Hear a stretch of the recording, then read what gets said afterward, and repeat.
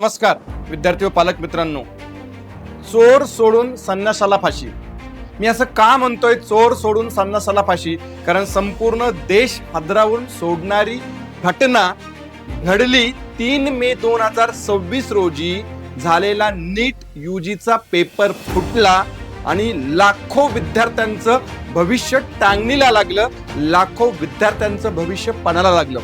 3 मे 2026 रोजी देशात आणि विदेशात, देशात म्हणजे देशात जवळपास 500 पेक्षा जास्त केंद्रांवरती आणि विदेशात जवळपास 15 पेक्षा जास्त केंद्रांवरती 22,05,000 विद्यार्थ्यांनी जवळपास नीट यूजीची ही ऑफलाईन पेन आणि पेपरचा वापर करून घेण्यात येणारी परीक्षा दिली आणि 2-3 दिवसातच लगेचच न्यूज आली, पेपर फुटला. पेपर फुटला.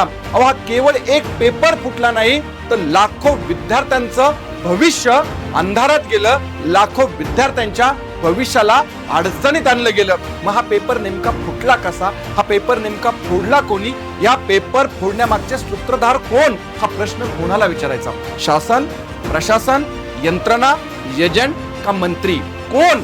अहो, ज्यांनी 2 वर्ष मेहनत केली, हा केवळ पेपर फुटला नाही तर ज्या विद्यार्थ्यांनी प्रामाणिकपणे 2 वर्ष अभ्यास केला त्यांचं स्वप्न फुटलं. ज्या पालकांनी 2 वर्ष पोटाला चिमटा काढून लाखो रुपये फीज भरून क्लासेस लावले आणि आपल्या पाल्याच्या उज्ज्वल भविष्याचं गोड स्वप्न पाहिलं, त्यांची स्वप्न धुळीस मिळाली. मग याला जबाबदार कोण? पुण्यातून जवळपास 23,000 विद्यार्थ्यांनी ही परीक्षा दिली होती. संपूर्ण महाराष्ट्रातून 2,20,000 विद्यार्थ्यांनी ही नीट यूजीची परीक्षा दिली होती. गेल्या वर्षी देखील तोच गोंधळ झाला, पेपर फुटला.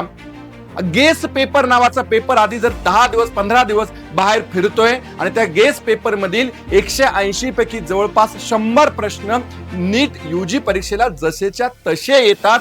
याचा अर्थ पेपर नक्कीच फुटला. याचं कनेक्शन राजस्थान पासून, उत्तराखंड पासून महाराष्ट्रातील अनेक शहरांमध्ये येऊन थांबले. विद्यार्थी मित्रांनो, पालक मित्रांनो आणि शासनाला माझी विनंती, हा पेपर फुटला, मग नेमका कोणी फोडला?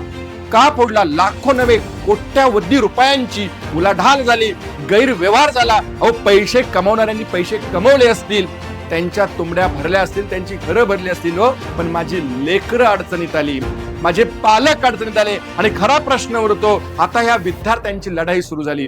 यूजीसीने म्हणजे तुमचं यूजीचा पेपर पुन्हा होणार असं एनटीएने जाहीर केलं. नॅशनल टेस्टिंग एजन्सीने पुन्हा जाहीर केलं की महिना 1.5 महिन्याच्या अंतराने आम्ही पुन्हा पूर्ण देशात हा पेपर घेणार. तुम्ही पेपर घ्याल, हो, नक्कीच घ्याल, पण हा पेपर देण्याची मानसिकता ज्यांनी आधी परीक्षा दिली होती त्या विद्यार्थ्यांची आहे का? त्यांनी तो आत्मविश्वास कोठून आणायचा? 2 वर्ष या लेकरांनी स्वतःला अक्षरशः बंदिस्त करून अभ्यास केला, स्वतःला झोकून अभ्यास केला. त्यांना ते बळ परत मिळणार आहे का? या प्रश्नाचं उत्तर कोण देणार?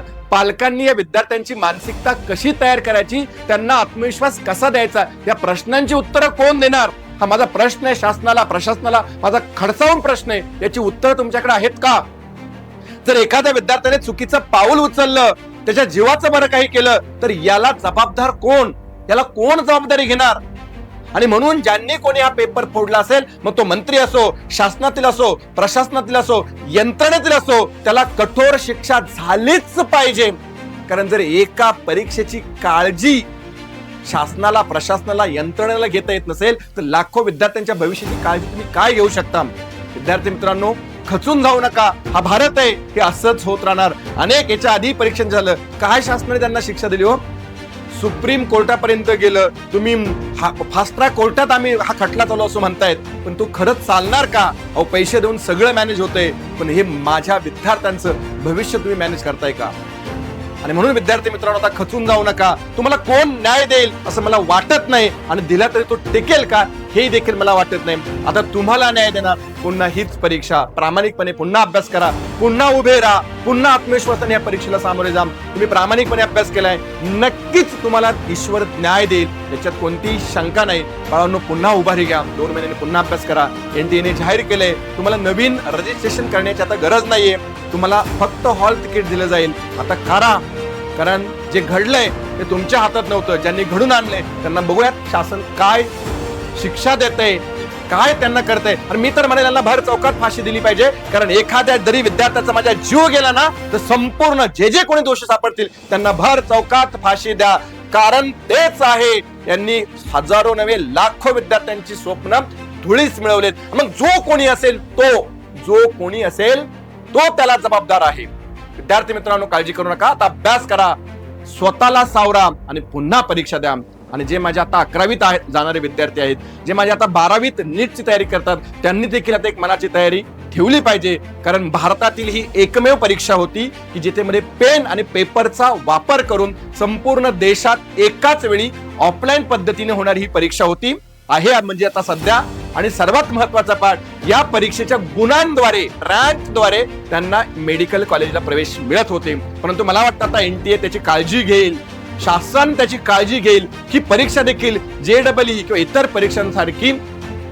परीक्षांसारखी CBT टेस्ट म्हणतो आपण, कम्प्युटर बेस्ड टेस्ट ऑनलाईन पद्धतीने ही परीक्षा घेण्याचा नक्की विचार करेल. आणि विद्यार्थ्यांना वेगवेगळ्या शिफ्ट मध्ये ही परीक्षा भविष्यात द्यावी लागेल.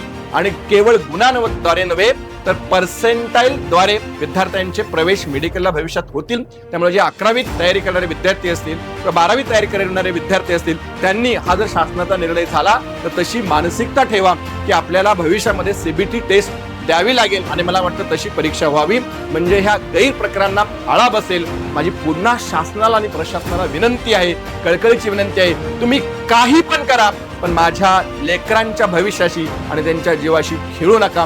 विद्यार्थी मित्रांनो, पालक मित्रांनो, हा व्हिडिओ हजारो लोकांपर्यंत पोहोचवा, माझ्या गरजू विद्यार्थ्यांपर्यंत पोहोचवा, जे परीक्षेला पुन्हा तयारी करणारे अशा विद्यार्थ्यांपर्यंत पोहोचवा, आक्रोश करा आणि शासनाला आणि प्रशासनाला जागेवरती आणा. काळजी करू नका, पुन्हा उभारी घ्या आणि त्या उभारी घेण्यासाठी तुम्हाला मनपूर्वक शुभेच्छा.